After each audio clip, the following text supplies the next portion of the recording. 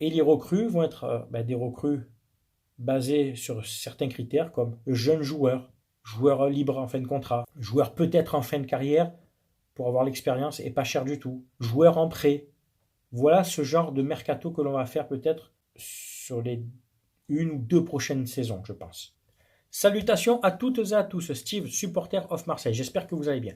Comme tu as pu le voir dans le titre de la vidéo, je vais te parler du projet sportif de l'OM et notamment de l'évolution de son projet sportif depuis 2016 jusqu'à maintenant. Alors tout d'abord, revenons en 2016, quand Franck McCourt arrive à Marseille et qui rachète l'OM. Il a énormément d'ambition pour le club, d'ambition sportive notamment, avec son fameux OM Champions Project. Projet qui avait pour but de concurrencer le PSG chaque saison, d'être sur le podium et de pourquoi pas aller gratter un titre. Personnellement, moi j'y ai cru à ce projet. J'ai été peut-être naïf ou avec de l'engouement, comme beaucoup. Il y avait de suite certains qui n'y croyaient pas, les défaitistes, etc. Il faut de tout, on respecte tout le monde. À son arrivée, il recrute Garcia comme entraîneur, Zubizarreta comme directeur sportif. On se dit, bon, on part sur des bases saines et solides. Donc en cours de saison 2016-2017, la saison a commencé, lui il arrive en octobre. Ses premières recrues hivernales seront Dimitri Payet, Patrice Evra, donc des internationaux français. Il recrute Morgan Sanson à Montpellier, qui est un jeune joueur prometteur de Ligue 1, et Grégory Sertic sur recommandation de Rudy Garcia. Cette saison n'est pas trop mal. On finit cinquième, avec un très bon Gomis devant qui mettra sa vingtaine de buts. Je crois que c'est cette saison-là où on élimine Lyon en Coupe de France, avec ce fameux but de Doria. Globalement, on peut dire que pour sa première saison, McCourt à Marseille, c'est réussi. Il redresse le club, euh, les bons joueurs sont arrivés, et sportivement, sur le terrain, il y a du jeu. Il faut être honnête. Saison 2017-2018, nous sommes qualifiés donc en Europa League, et les ambitions du club sont claires et nettes, c'est d'aller chercher le podium. Pas forcément le titre, mais d'être sur le podium. Et pour ça, il y a un mercato intéressant qui s'est fait. On est toujours dans la continuité du projet donc. Donc l'OM fait son mercato, un gros mercato qui, avec du recul, on pourrait dire qu'il est assez réussi, globalement. Steve Mandanda fait son retour, on recrute Adil Rami, Luis Gustavo, Jordan Amavi, Aymen Abdenour en prêt, qui ne jouera quasiment pas, Valère Germain et Kostas Mitroglou en fin de mercato. On peut dire que cette saison a été vraiment passionnante et pleine d'émotions, avec cette finale d'Europa League, malheureusement perdue, 3-0, mais avec un quart et un demi-finale au Stade Vélodrome, où j'ai eu la chance d'y être, vraiment monstrueux. En championnat, l'OM finit quatrième, avec 77 points, record de points pour un quatrième, à un petit point du troisième, Lyon. Et franchement, c'est là que pour moi, le projet a eu un coup d'arrêt. Ne pas se qualifier pour la saison suivante en Ligue des Champions a mis un coup d'arrêt dans l'évolution du projet. Et je vais développer pourquoi. Bon, tout d'abord, déjà, finir quatrième avec 77 points, c'est vraiment rageant. Et c'est là qu'on a vu les limites de Rudy Garcia. Le match contre Lyon à domicile, et j'étais au stade où on le perd 3-2, pour moi, c'est là où tu perds cette troisième place. C'était pas tolérable, c'était pas concevable de perdre ce match. Au moins match nul, mais ne pas le perdre. On avait 8 points d'avance, Lyon on revenait à 5 points, et après, avec l'accumulation des matchs d'Europa League, on a perdu toute notre avance. Et ça nous a vraiment fait mal. Et à l'issue de cette saison, pour ceux qui me suivent depuis longtemps, j'avais dit que le fait de ne pas aller en Ligue des Champions, on allait le payer sur les 2-3 saisons à venir.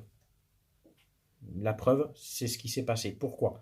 Parce que quand tu investis de l'argent, c'est un investissement, hein, les joueurs. Tu investis de l'argent, tu leur donnes des gros salaires, Mandanda, Gustavo, Payet, Rami, Germain, Mitroglou, Abdenour, pour que ces joueurs-là t'amènent en Ligue des Champions. Le fait de jouer avec des champions, tu le sais, tu as une manne financière énorme qui te permet donc d'avoir ce roulement, de recruter encore pour l'année suivante, etc., etc. L'argent que tu encaisses te permet d'être juste dans tes comptes, tu peux racheter, tu peux réinvestir, etc. Le fait de ne pas aller en Ligue des Champions, tout cet investissement colossal pour la première année, son premier gros mercato d'été, n'a pas été rentabilisé. Résultat, Anguissa est vendu la saison suivante et remplacé par Strootman au même prix, achat-vente à peu près le même prix, mais surtout un Strootman avec un salaire énorme, le plus gros salaire du club. Moi, le premier, en le voyant arriver, j'étais content. Celui qui me dit le contraire est un menteur. C'est trop facile de le dire maintenant, non, on ne voulait pas de lui, mais à son arrivée, on était tous contents, il faut être objectif. Garcia fait venir Kaletakar et Radonjic, qu'on ne connaissait pas. 3 joueurs seulement, 3 joueurs qui ont coûté plus de 50 millions d'euros sur un seul mercato. On se dit, bon, là, l'OM va être encore armé pour jouer le podium. La première saison de Mitroglou s'est pas bien passée, il est prêté. Résultat, on a Germain devant et on galérera jusqu'à avoir Balotelli au mois de janvier-février pour finir la saison. Là où je veux en venir, le projet de Franck McCourt, à la base, était cohérent. Il tenait la route. Avec Dessy, tu vas me dire, mais si tu finis troisième à la saison 2017-2018, même si tu perds la finale d'Europa League, tu vas en Ligue des Champions. La donne n'est plus la même. C'est de l'argent en plus, c'est peut-être un autre mercato, c'est d'autres ambitions, c'est des joueurs peut-être plus motivés. Parce que là, la deuxième année en Europa League, on fait un point en 6 matchs, c'était une catastrophe. Tous les joueurs, tous, ont été responsables. Le coach aussi.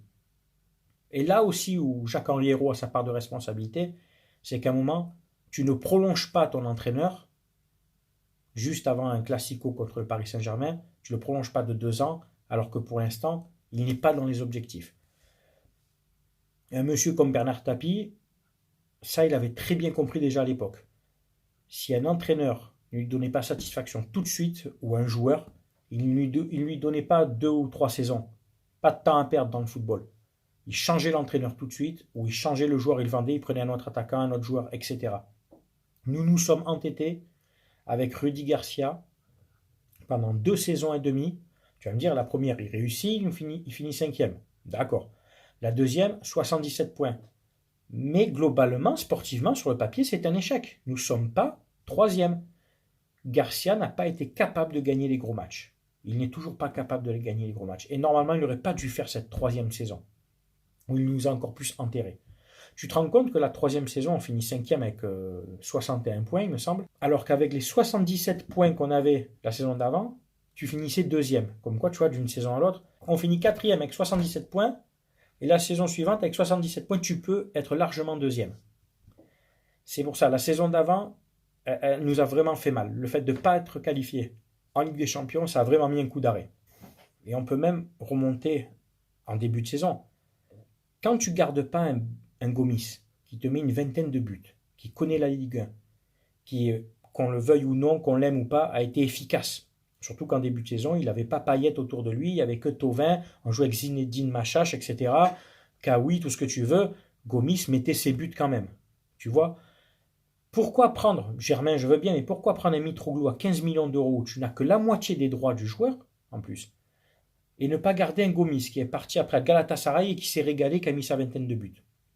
Rien que là, sportivement déjà, il y a des choix qui n'ont pas été bons. Je le maintiens, je le pense depuis longtemps. Si on avait gardé Gomis cette année-là, je suis persuadé qu'on finit 3e et largement. Il y a plein de matchs où tu fais match nul, où tu n'arrives pas à gagner parce que Mitroglou a vendangé, Germain n'était pas bon, alors qu'avec un Gomis, il y aurait eu but. Tu me crois, tu ne me crois pas, ton avis ou pas, on respecte les avis de chacun, mais il faut être objectif, qu'on l'aime ou pas. Gomis est meilleur, 10 fois plus meilleur pour moi qu'un Germain ou qu'un Mitroglou. Il faut être vraiment honnête. Il faut être objectif, s'il vous plaît. Donc déjà, on perd un de nos meilleurs joueurs en ne le gardant pas, pour soi-disant des questions d'argent, alors que ce n'était pas cohérent du tout. On va pas en Ligue des Champions pendant 2 ans d'affilée. Pendant 2 ans, donc tu n'as pas cette manne financière à hauteur de 40-45 millions d'euros qui te permettent donc de, tu sais, de faire ton roulement de club, comme je dis. Le fait de louper une Ligue des Champions t'handicape pendant 2 ans, minimum. Parce que du coup, le fait de ne pas y aller, tu réinvestis, tu remets de l'argent, tu redonnes des gros salaires. Et le fait donc de ne pas y être allé à l'issue de la saison 2018-2019, eh ben, au bout d'un moment, tu le payes cash. Trop de découvertes, trop de déficits, trop de dettes.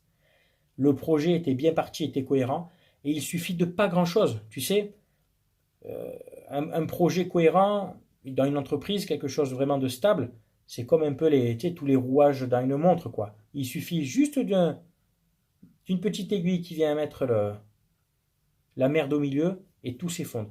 Et bien pour moi, tu vois, ce petit grain de sel, c'est le fait de ne pas avoir gardé par exemple un Gomis ou un vainqueur qui t'aurait sûrement permis d'être sportivement meilleur encore et de prendre cette 3e place. Et c'est surtout d'avoir maintenu un Rudy Garcia à l'issue de sa deuxième saison. Sa dernière saison, il nous enterre, on finit cinquième. Il fait un mercato pour la première saison raté. Les joueurs qui étaient bons en 2017-2018 ont été mauvais la saison suivante. Je parle pour Rami, notamment Gustavo, Germain. Tous ces joueurs-là, avant qu'ils partent, ils ont été à chier, il faut être objectif. Si tu veux, quand je dis qu'un projet, je le dis souvent, c'est pas que l'argent, parce que demain, un milliardaire arrive, il investit à l'OM, mais si le gars fait n'importe quoi, qui recrute n'importe qui juste pour avoir des noms, on le voit bien. Je prends l'exemple de Paris, c'est le plus bel exemple qu'on a en Ligue 1. Paris empile les stars chaque année, change régulièrement d'entraîneur et ça ne marche pas. Pourquoi? À un moment donné, il te faut quelque chose de cohérent et de stable. Pour moi, le Paris Saint-Germain qui a été le plus stable, je m'adresse aux supporters parisiens, ça a été le Paris Saint-Germain avec Ancelotti comme entraîneur et Leonardo en directeur sportif. Là, tu avais des vrais bonhommes du football. L'équipe était peut-être moins flamboyante, malgré qu'elle va quand même en quart de finale de Ligue des Champions, et elle se fait éliminer sans perdre contre Barcelone. Tu peux me confirmer, supporter parisien, ce que je dis. C'est pour ça, je le dis souvent, de l'argent oui, mais un projet stable, sportif, cohérent, et des décisions efficaces. Jacques-Henri Hérault a merdé en prolongeant Garcia juste quelques jours avant un match contre le PSG, que l'on perd. Il a merdé sur quelques choix. Je ne pense pas qu'il a voulu mal faire. C'est juste quelqu'un qui n'est pas assez expérimenté dans le football et encore moins à l'OM où il y a une autre pression, c'est encore un autre contexte. Donc si tu veux, maintenant on en est où au niveau du projet? On est en déficit. Bon, la saison sportive, on peut dire, elle est réussie actuellement. Bon, même si elle est à l'arrêt, mais elle est réussie. On a un bon entraîneur. Donc, ils ont su prendre quelqu'un qui sait refaire jouer les joueurs, qui sait les faire évoluer. Donc, il y a des résultats, qui sait gagner les gros matchs, des matchs importants, ce que ne savait pas faire Garcia. Donc, au niveau sportif, on est bon.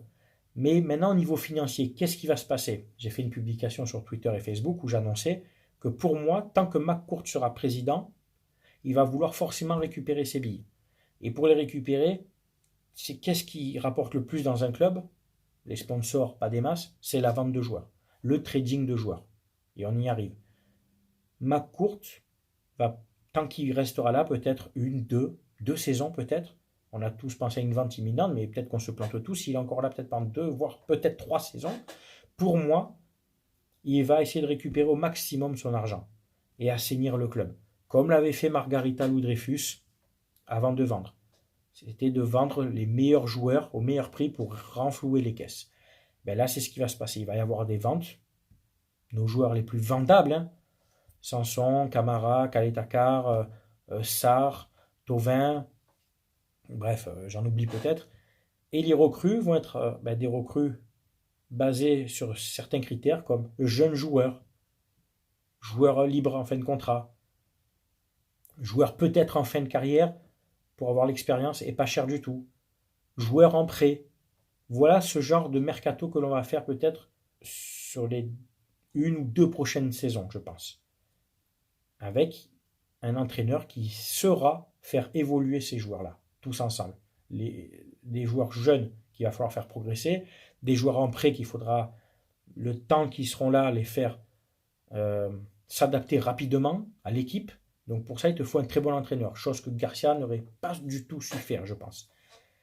Donc c'est mon avis. Voilà comment va évoluer le projet de l'Olympique de Marseille. Ce qui se passe un peu à Monaco ou à Lille, l'achat de jeunes joueurs pas chers pour la revente immédiate. Alors à court terme et à moyen terme, ça marche. Tu achètes, tu revends, tu fais 1 ou 2 belles saisons.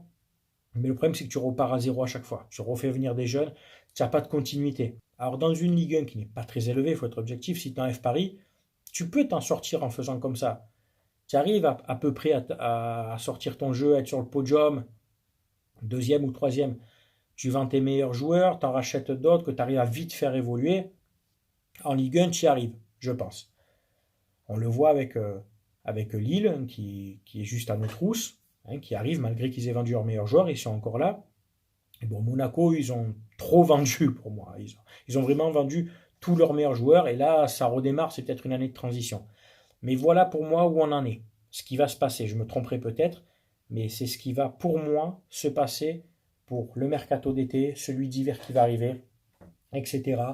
L'été suivant, euh, il faudra réduire vraiment les achats de joueurs, le coût des achats de joueurs, les salaires vont diminuer aussi, il n'y aura plus beaucoup de gros salaires. Et chaque année, si on arrive à se qualifier en Ligue des Champions, l'apport de cet argent fera en sorte que les comptes du club vont se rééquilibrer pour rebasculer un moment peut-être en positif. Et à ce moment-là, peut-être que Franck McCourt se décidera à vendre le club plus sereinement. Voilà, c'est mon avis personnel. Bien entendu, maintenant, c'est à vous de débattre, de donner vos avis en commentaire.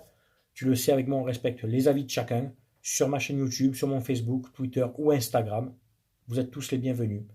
Voilà, c'est tout pour cette vidéo. C'était Steve, supporter of Marseille. Portez-vous bien. À très bientôt. Ciao, ciao tout le monde.